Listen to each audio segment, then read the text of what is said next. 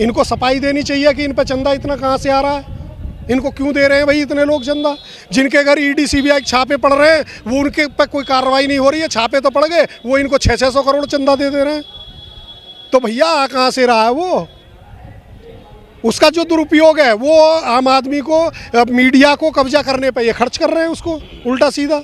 आज केवल धर्म के नाम पर देश को बांटा जा रहा है और ये पूरी तरह से आने वाले दिनों में पूरी तरह से देश को बर्बाद करने की स्थिति में आज आर्थिक तौर पे सारे डाटा पिछले 10 साल में कोई डाटा आज तक प्रधानमंत्री जी के कार्यकाल में नहीं आया है। आज सारी एजेंसियां केवल एक कठपुतली की तरह काम कर रही हैं। आपने कल ही देखा चुनावी चंदे का जो आया है वो भी सुप्रीम कोर्ट के लताड़ लगाने पे जो सरकार 100 दिन में काला धन ला रही थी स्विस बैंक से निकाल के, वो उनको अपने चंदा को उजागर करने में हाँप गए वो, और पूरी ताकत लगा दी उस पर बैंक पर कि ना दे। तो जो 100 दिन में स्विस विदेश से काला धन लाने वाले के दावा करने वाले लोग अपना चंदा बताने में हिचक गए और अपना चंदा दबाने में लगे पड़े रहे, पूरी ताकत दबाने में लगे, उनकी गारंटी है क्या बात करेंगे।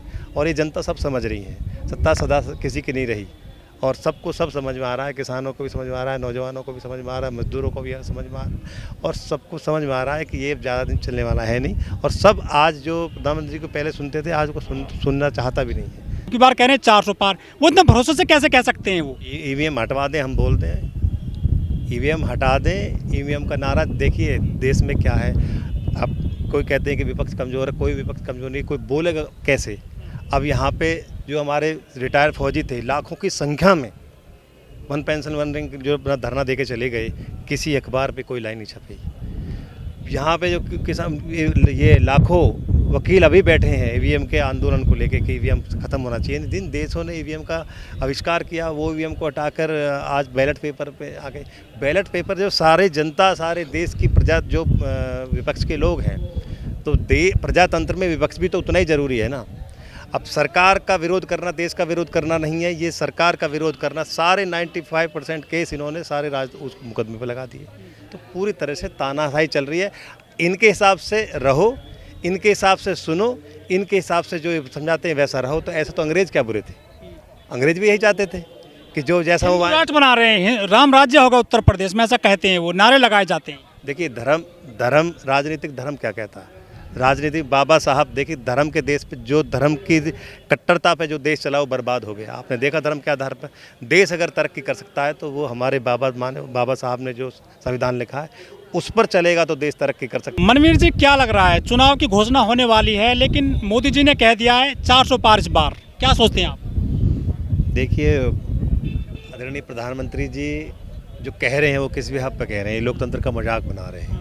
अगर वो खुद ही कह रहे हैं 400 पार तो मतलब आप लोकतंत्र का मजाक बना रहे हैं। बतौर प्रधानमंत्री उनको नहीं कहना चाहिए। आचार संहिता लगने के बाद राजनीतिक व्यक्ति होने के नाते कहते समझ में आता है, लेकिन बतौर प्रधानमंत्री वो इस तरह से खुला लोकतंत्र का मजाक बनाना है कि हम 400 पार हैं, यानी कि आपको अहंकार है, यानी कि आपको किसी बात पे ऐसा ठोस भरोसा है कि हमारा 400 पास है, चाहे वो ईवीएम हो या कोई और तंत्र हो। यानी आप किसी भी तंत्र से 400 पार जाएंगे तो फिर ये चुनाव कराने का वही क्या है।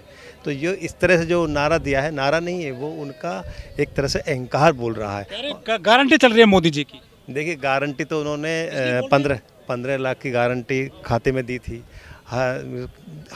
सालाना 2 करोड़ नौकरी भी दी थी, 4 गुना इनका किसानों को आय का देंगे ये भी दी थी। जो उन्होंने जितनी भी जनता से, चाहे वो किसान है, नौजवान है, मजदूर है, जो भी उन्होंने गारंटी दी थी, आज कहाँ है गारंटी। किसी घर में जाते हैं, कहीं जाते हैं तो बेटे के लिए क्या पूछते हैं कि कितना पढ़ा लिखा है, क्या काम करता है, या ये पूछते हैं कि मंदिर में घंटा बजाता है। आप बताओ क्या पूछते हैं? डिग्री पूछते हैं ना, नौकरी पूछते हैं ना, तब हम अपनी बच्ची का वो करते हैं। तो आज इंसानियत तो फुटपाथ पे भूखी मर रही है और धार्मिक भ्रष्टाचार मंदिरों में हो रहा है और कुछ 2 लाख रोज जाते हैं अयोध्या का मंदिर में दर्शन करने के लिए लोग सर। इसमें बहुत बड़ा भ्रष्टाचार, वोट बैंक का वो, इसमें बहुत बड़ा भ्रष्टाचार है। धार्मिक भ्रष्टाचार इतना ज़्यादा आप देखेंगे, जो राम मंदिर का ट्रस्ट की जो बना, उन्होंने अगल बगल की सारी ज़मीनें उठा ली हैं, वहाँ सारी ज़मीनें, और ये तय कर दिया कि एक व्यक्ति बेचेगा उसको। तो पूरी तरह से धार्मिक भ्रष्टाचार है। अखबारों में ऐड आता है कि मोदी विष्णु हो गए हैं। अरे ये अखबार किसके हैं? अखबार उन्हीं के ही हैं। वो तो विष्णु क्या, वो तो कुछ भी बता दें। आज यही है ना। देखिए धर्म, राजनीतिक धर्म क्या कहता है? राजनीतिक धर्म ये नहीं कहता कि इंसान को इंसान से बांटो। राजनीति का धर्म ये कहता है धर्म पे राजनीति, राजनीति में धर्म का पालन करना चाहिए। हिंदू मजबूत हो रहे हैं सर। कैसे मजबूत हो रहे हैं? आप बताइए, किसान मर रहा है, पिछली बार धरने पे बैठे हुए वो हिंदू नहीं थे? तो आप यहाँ पे जो बेरोजगार युवक घूम रहे हैं, कैसे हिंदू मजबूत हो रहे हैं? और ये मजबूती कैसे होंगे? हम ये कह रहे हैं संविधान के हिसाब से जो इस देश में है, 25 करोड़ जो गरीब और अमीरी रेखा में ला दिए हैं, गरीबी रेखा से उठा दिए हैं। 80 करोड़ लोगों को फ्री अनाज दे रही है मोदी सरकार। 6,000 रुपये किसानों को प्रतिवर्ष दे रही है सरकार। ये खुद बता रहे हैं ना कि 80% जनता हमारी भूखी मर रही है। इसका मतलब आप देश के प्रधानमंत्री ये मानते हैं कि देश की जनता भूखी मर रही है और देश की जनता को 2 वक्त की रोटी और जो वो नहीं चाहिए, उनको अधिकार चाहिए। एक मुट्ठी अनाज और एक थोड़े चावल नहीं चाहिए। ये केवल और केवल देश की जनता को भिखारी बनाना चाहते हैं, किसी का उत्थान नहीं करना चाहते। कुनबा बड़ा हो रहा है सर बीजेपी का। कांग्रेस के बहुत सारे नेता चले गए हैं टूट करके भाजपा में। देखिए जितने ये कुनबा बड़ा हो रहा है ना, आप आज की तारीख याद करिए, आज याद रखिएगा, आज हमारे मान्यवर साहब का जयंती है। उन्होंने नारा दिया था कि जिसकी जितनी संख्या भारी उसकी उससे आधारी, और वोट हमारा राज तुम्हारा नहीं चलेगा। यही नारे आगे काम आएंगे। और आप देख लेना जिस तरह से मजबूती से लोग भाग रहे हैं ना वहाँ को, उससे दुगनी ताकत से छोड़ के आएंगे।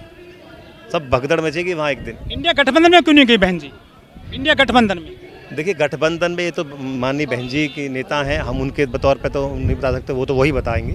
हम तो केवल जो मौजूदा व्यवस्था है उस पर बोल सकते हैं। अब ये तो हमारी माननीय नेता हैं, उन्होंने सड़क से खड़े होकर आज जो शोषितों को, पिछड़ों के लिए आवाज़ उठाई। आज नोएडा की, लखनऊ की जो स्थिति देख रहे हैं माननीय बहन जी ने जो काम किया वो इस इतिहास में कोई उत्तर प्रदेश में नहीं कर। पत्थरों में पैसा लगाया, इसकी वजह से वोट नहीं मिले आपको 2012 में। तो क्या विकास होना गलत बात है? क्या आप क्या चाहते हैं भिखारी रहें? ये बिल्कुल झाड़ खड़ा रहे हैं। आप यहाँ आज खड़े होकर आप देश जगह को देख रहे हैं, तब विदेश से भी लोग आते हैं तो इसको मानते हैं कि हम हिंदुस्तान के अंदर आया तो हमारा सीना चौड़ा हो जाता है। ट्वीट की राजनीति करती हैं बहन जी, सड़क पर कोई नहीं आती है, सिर्फ ट्वीट से कैसे राजनीति होगी? मोदी जी रैली कर रहे हैं, पूरे 24 घंटे लग रहे थे चुनावी मोड में। बहन जी सिर्फ ट्वीट करती हैं, लोग कहते हैं ऐसा, बहन जी सड़क पर नहीं आती हैं। देखिए लोकतंत्र में आवाज़ उठाना है, आप ट्वीट करके आवाज़ उठाइए। और हमारी नेता का ये कहना है कि हम सड़क पे हम अपने कार्यकर्ताओं को क्यों बिठवाएं और क्यों सड़क पे क्यों आने हैं? आप बताइए, क्या जो सरकार बनती है देश में वो इसलिए बनी है कि सरकार पे लोग सड़क पे आए? इसलिए बनती है ना कि हम लोगों के हित करा, और हित का ध्यान नहीं कर रहे हैं तो उनको बदल देना चाहिए। दो ही बात है। आप सड़क पे भी आइए कि तो कोई सुन रहा है? कितने लोग सड़क पे आए, किसान सड़क पे आए, उनकी किसने सुना? 2012 से लगातार आपका वोट बैंक घट रहा है, मुख्य वजह क्या क्या मानते हैं आप? देखिए ये सब समय कभी बीजेपी का भी यहाँ सरकार भी बनी थी बीजेपी की, राजनाथ सिंह मुख्यमंत्री रहे थे, फिर कितने साल तक उनको क्या हालत हो गई थी। कभी कांग्रेस को लगता, कभी अंग्रेजों को भी लगता था कि हमारा सूरज नहीं डूबेगा। कह रहे हैं कि 400 दी आ गई ना, 2-3 सीटें तो संविधान हटा देंगे। बीजेपी को भी लगता है कि हमारा सूरज कभी नहीं डूबेगा। अंग्रेजों का भी सूरज डूबा था, कांग्रेस का भी डूबा और बीजेपी का भी डूबेगा, बसपा फिर वापस वो तो कह रहे हैं 2047 तक हम राज करेंगे देश में। अरे वो उनके कहने से क्या है, और 2047 तक वो राज करेंगे। तो ऐसे वो तो 2047 तक ही क्यों कह रहे हैं? वो तो आजीवन कहते हैं, उनके कहने से क्या होता है? वोट बैंक जो घटने का जो आप कारण जानना चाहते हैं, वोट बैंक घट इसलिए नहीं रहा है। वोट बैंक जो घट रहा है उसका एक मूलभूत जो कारण है, हमको दूसरे पहलुओं को समझना चाहिए। वो पहलू क्या है? वो पहलू है कि जो दूसरे वाली पार्टियां हैं, जो दूसरे लोग हैं, वो लोगों को गुमराह करने का काम कर रहे हैं। धर्म के नाम पर, जाति के नाम पर, कभी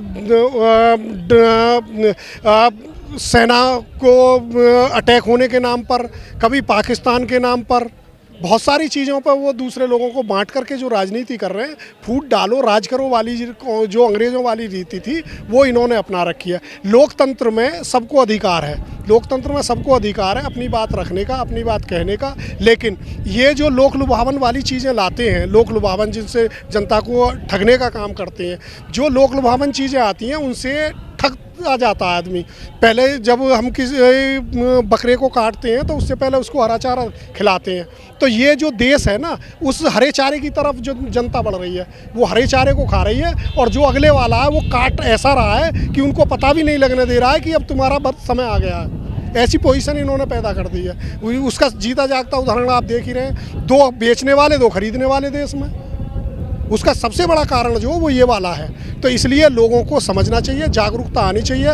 उनको बजाय कटोरा लेकर के 5 किलो अनाज के लिए खड़े होने से उनको रोजगार देना चाहिए। और जो लोग वोट देते हैं और जो ये इसमें खुश हैं 5 किलो में, उनको उनसे रोजगार मांगना चाहिए। ये जो 5 किलो अनाज का कटोरा है, ये ज़्यादा लंबे समय नहीं चल सकता।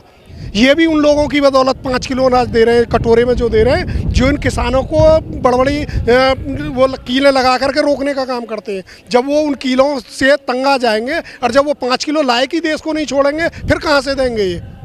इसलिए रोज़गार देना चाहिए, उनकी बात को सुना जाना चाहिए। तो जिन लोगों को गुमराह कर करके ये जो अभी हरा चारा दिखा करके उनको जो शोषण कर रहे हैं, उनको बहुत बुरी तरह से काटने वाले हैं। और अभी आप देख ही रहे हैं, भ्रष्टाचार का नया उदाहरण कल से आ गया है। सबसे ज़्यादा भ्रष्टाचारी अगर कोई देश में है तो कौन है? आपको पता ही है, मीडिया के सबको पता है, आप ही लोग चला रहे हैं। बीजेपी से बड़ा भ्रष्टाचार है कोई? इस सरकार से बड़ा कोई भ्रष्टाचार ही नहीं है।